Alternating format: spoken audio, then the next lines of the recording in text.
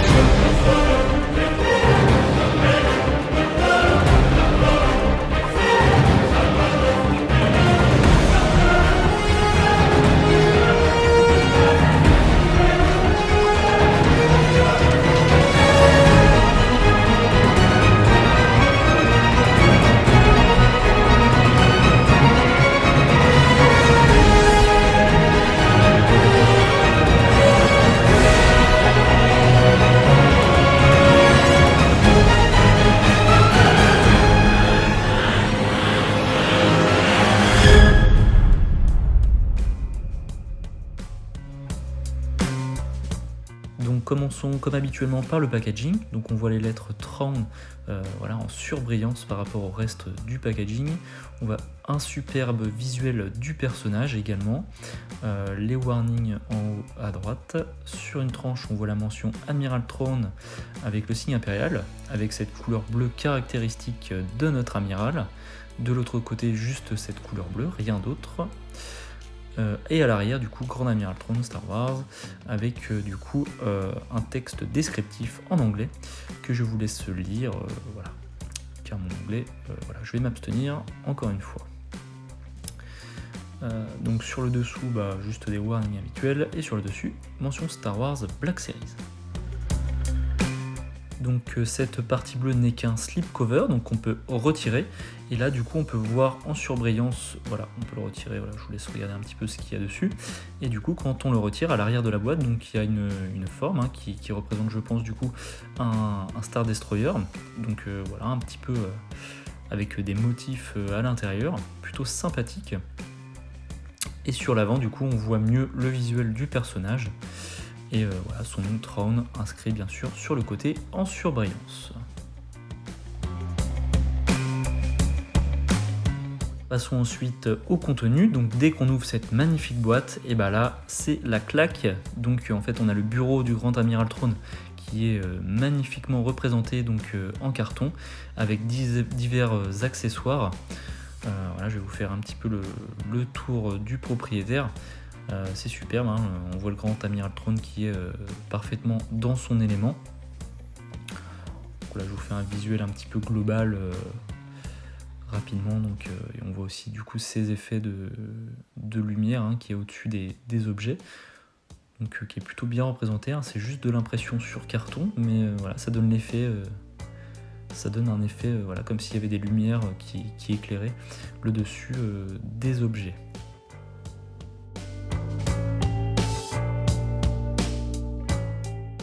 Donc passons aux accessoires de la boîte.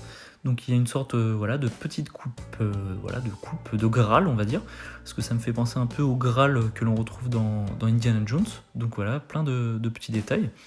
Un Graal un peu usé, patiné par le temps, qui est assez marrant. Ensuite nous avons un casque de Clone Trooper. Ça ressemble un peu à celui du commandant gris. Donc avec du washing, du weathering, on voit que il y a des effets d'usure sur la peinture verte, de la salissure du coup sur ce casque qui a dû servir pendant quelques petites batailles. Donc tout ça c'est en plastique souple, on peut bien sûr le chausser sur la tête d'un personnage, donc celui qu'on veut. Et ensuite du coup on a un deuxième casque, donc celui des gardes du temple Jedi. Donc ça, je l'ai vu dans aucune figurine, c'est l'accessoire, c'est pas du recyclage pour le coup, ils ont dû fabriquer ce casque exclusivement pour ce pack. Donc plutôt bien représenté au niveau de ce casque, que l'on peut chausser également. nous avons d'autres accessoires et éléments de décor. Donc je me suis abstenu de sortir du paquet, j'ai essayé et du coup voilà, il aurait fallu que je plie le plastique et donc du coup abîmer cette boîte. Donc là on voit une colonne avec une pierre qui est plutôt très bien représentée dessus. Nous avons également un sabre laser, donc n'hésitez pas à me dire dans les commentaires à qui appartient ce sabre. Et nous avons également une deuxième colonne, donc qui est exactement identique à la précédente, et du coup avec voilà, une sorte de bougeoir ou de totem qui est placé sur cette colonne. Donc pareil, je me suis abstenu de sortir ces éléments-là de la boîte, car assez difficile. Et donc là on peut voir que voilà, c'est exactement la même colonne, voilà, donc avec un petit effet métallisé, je sais pas si on va s'en rendre compte un petit peu. Et enfin le dernier élément de décor et pas des moindres, donc voilà, je me suis abstenu de le sortir de la boîte parce qu'il est maintenu par des petits élastiques, donc voilà, un socle avec de chaque côté voilà, ces gros lézards, donc voilà, avec un paint plutôt réaliste et fidèle à ce qu'on peut retrouver, et voilà, avec la sphère au centre.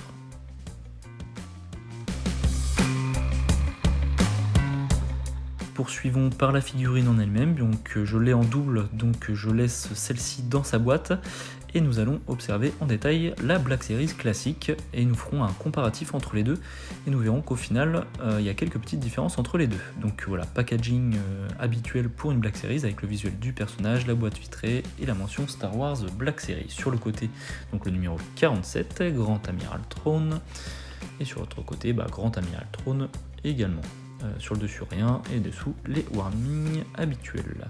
À l'arrière, comme habituellement, un texte descriptif. Donc lorsque le gouverneur Price de Lothal exige un meilleur commandant pour mater la rébellion, l'Empire lui présente le grand amiral Thrawn.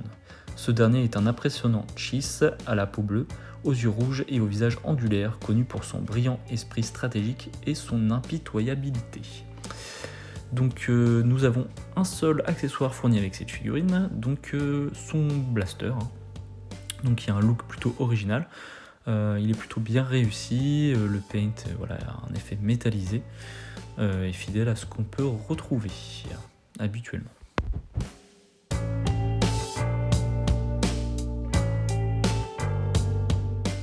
Passons au visuel de la figurine, donc commençons par le visage.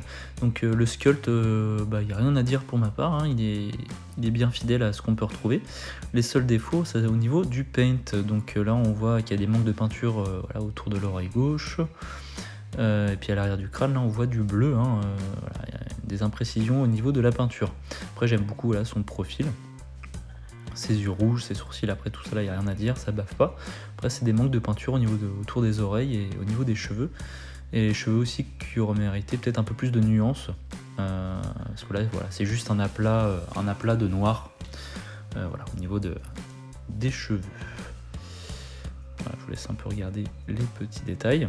Donc passons à la tenue, donc qui est bien fidèle également à ce qu'on peut retrouver, voilà, un blanc crème, avec tous les petits accessoires qu'on peut retrouver, donc les insignes au niveau du col, ces insignes de grand amiral, voilà, ces petits ustensiles là au niveau des poches à l'avant, et les épaulettes dorées.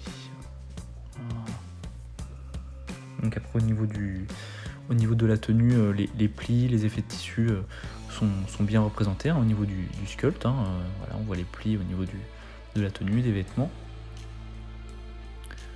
Rien à dire.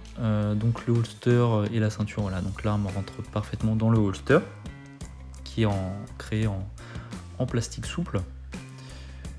Voilà. On peut lui faire aller la main vers le holster. Et donc voilà, le holster et la ceinture en plastique souple avec voilà, un sculpt qui fait penser du coup du vrai cuir. La boucle de ceinture est fait métallisé, superbe. Donc voilà, je vous zoome un petit peu, voilà, on voit les effets sur la ceinture noire et les effets au niveau du tissu et des plis. Voilà, le sculpt, rien à dire pour ma part. Donc le bas de la tunique est en plastique souple, donc pour faciliter le mouvement des cuisses qu'on va voir par la suite. Et au niveau des mains, voilà, c'est bien réalisé. Donc les mains qui sont en position demi-ouverte pour maintenir l'arme. Donc à droite et à gauche également.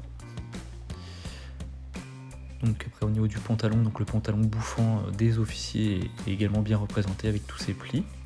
Les articulations sont plutôt camouflées. Et voilà les petits détails au niveau des bottes qui font penser aussi à du cuir. Les plis sont bien réalisés également, la petite boucle sur le haut.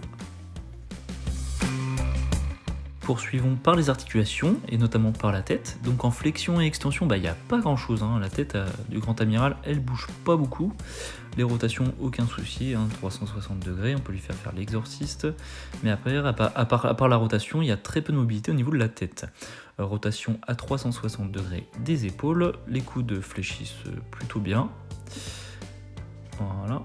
Après au niveau, il y a le mouvement de rotation également au niveau du coude, au niveau de la main.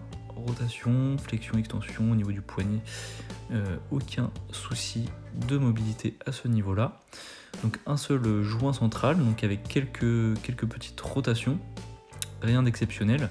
Puis au niveau de la flexion avant et puis extension, il n'y a pas grand-chose, c'est très léger. Donc voilà, c'est juste un petit peu au niveau de la rotation qu'on va retrouver du mouvement à ce niveau-là.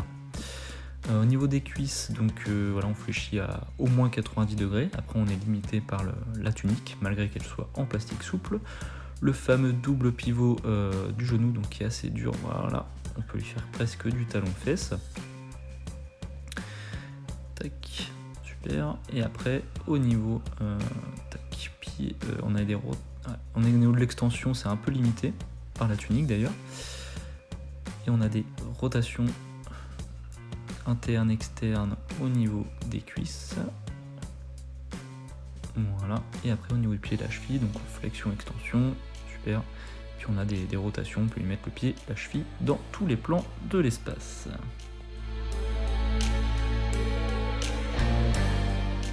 Continuons par le fameux comparatif entre la Black Series classique et la Black Series issue du pack SDCC. Donc déjà, il y a au niveau de la couleur des épaulettes, dans le pack SDCC, c'est un doré beaucoup plus gris, un peu plus terne. Et au niveau de la Black Series classique, c'est un doré beaucoup plus jaune, un peu plus brillant également. Et ensuite, au niveau du paint du visage, c'est quand même beaucoup mieux réalisé, beaucoup plus précis au niveau de la figurine du pack SDCC. Il n'y a pas ces défauts de peinture au niveau des cheveux notamment. Après au niveau de la tenue, donc il y a ces petits insignes là qui présentent l'extrémité qui est de couleur bleue et autour de l'insigne du Grand Amiral. Donc là on avait c'était entouré d'argenté comme on peut voir. Là je vous fais bien voir les petits points bleus qu'il y a au-dessus de ces éléments. Et ici du coup là c'est tout blanc autour de l'insigne du Grand Amiral sur le pack SDCC. Et il n'y a pas ces petits points bleus au niveau des petits stylets. Donc je vous laisse maintenant avec l'Amiral Throne dans diverses petites pauses et situations. J'espère que cette vidéo vous a plu, j'ai pris beaucoup de plaisir à la faire celle-ci. En fait la figurine de l'Amiral Throne et notamment ce pack SDCC, c'est vraiment pour moi la plus grande réussite peut-être Black Series de l'année 2017. Franchement pour moi c'était vraiment la figurine de l'année. Vraiment exceptionnel et génial. En tout cas j'espère que cette vidéo vous a plu et que vous avez eu autant de plaisir à la regarder que j'ai eu à la faire. N'hésitez pas à commenter, à liker et bien sûr à vous abonner à la chaîne YouTube, à la page Facebook et Instagram. Je vous souhaite une super belle journée et que la force soit avec vous.